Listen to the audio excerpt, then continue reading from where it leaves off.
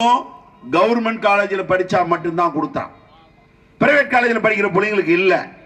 அப்ப அந்த பிள்ளைக்கு எவ்வளவு ஆட்டிய போட்டுக்கிறான்? ஏறக்குறைய 75,000 ரூபாய் ஆட்டிய போட்டுக்கிறான். வீட்டுக்கு வர பணத்தை ஏறக்குறைய 75,000 ரூபாய் ஆட்டிய போட்டுக்கிறான். அதே போல அந்த பையன் கல்லூரி படிக்கிற பையனுக்கு அவனுக்கு மாசம் மாசம் 1000 ரூபாய் கொடுக்கறான். ஆனா அம்மா அப்பயே கொடுத்தாங்க. அந்த பையனுக்கு அப்பயே 25,000 ரூபாய் லேப்டாப் அப்பயே கொடுத்தாங்க. அதை நீ நிறுத்தி விட்ட. அதுக்கப்புறம் நாங்கள் ஆட்சிக்கு வந்தால் அந்த பிள்ளைகளுக்கு லேப்டாப் டேப் வழங்குவோம் சொன்ன. இது வரைக்கும் கொடுத்தியா? இல்ல. இப்படி மக்களை சுரண்டி கொண்டு மக்கள் மீது வரியை ஏற்றுக்கொண்டு செயல்பட்டு இயக்கம் திராவிட முன்னேற்ற கழக திமுக காரன். மக்களுக்கு என்ன என்று தேவை என்று தேடி தேடி அலைந்து செயல்படுத்தி செய்த தலைவர்கள் புரட்சி தலைவர் எம்ஜிஆர், புரட்சி தலைவி அம்மா, அண்ணன் எடப்பாடியார் அவர்கள். அப்ப யார் நல்ல முதலமைச்சருங்க? அண்ணா திமுக சார்ந்தவர் தான் முதலமைச்சர், நல்ல முதலமைச்சர்கள்.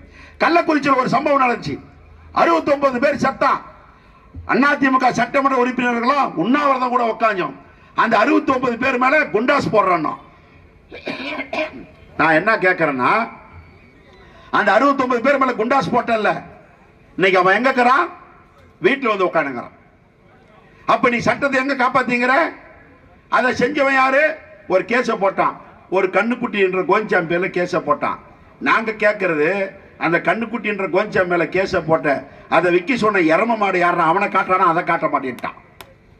கண்ணுக்குட்டி கோஞ்சாம் மேல போட்டான்ல, அதை விக்கி சொன்ன எரம மாடு யாரு? அவனை புறானா பிடிக்கல. 10 பேர் மேல குண்டா சட்டத்தை போட்டு அவன் பூரா நீங்க வீட்டுக்கு வந்துட்டான். அந்த 69 குடும்ப நிலைமை என்ன? இதே நிலைதான். இதே நிலை இன்று அண்ணா யூனிவர்சிட்டியில் நடந்த பெண்ணுக்கு, அதை கற்பழித்த அந்த திமுக சார்ந்தவனுக்கு இன்னைக்கு குண்டாஸ் போட்டுங்கிற. அவன் வெளியே வர மாட்டான். என்ன நிச்சயம்? அது வெளியே வர மாட்டான். என்ன நிச்சயம்? ஆனா கள்ளக்குறிச்சியில் எங்க அண்ணன் எடப்பாடியார் கேட்டார், சிபிஐ விசாரணை வேணும்னு கேட்டார். எதற்காக சிபிஐ விசாரணை கேட்டான் தெரியுமா? டே, அதை வித்தவன் போற திமுக காரண்டா. அதனால நீ தமிழ்நாட்டில் இருக்கிற சிபிசிஐடி போலீஸ் உன் கண்ட்ரோல் இருக்குது.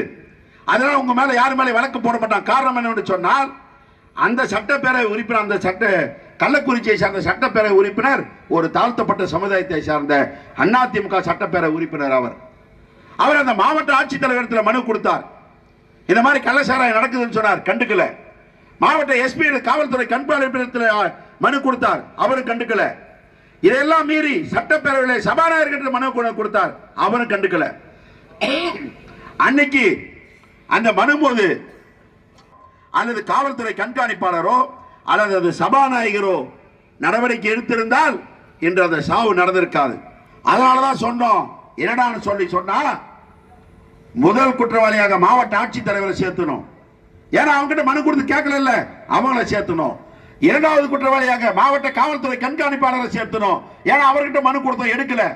மூன்றாவது குற்றவாளியாக தமிழகத்தின் சபாநாயகர் அப்பாவை சேர்த்தணும். ஏன்னா அவர்கிட்ட மனு கொடுத்தோம், அவரும் எடுக்கல. இதற்கு எல்லாம் ஒட்டுமொத்தமாக 120B முதல் குற்றவாளியாக ஸ்டாலினை போடணும். அதுக்குதாங்க நாங்க கேட்ட சிபிஐ விசாரணை. சிபிஐ விசாரணை கேட்டாங்களா? முட்டாளா?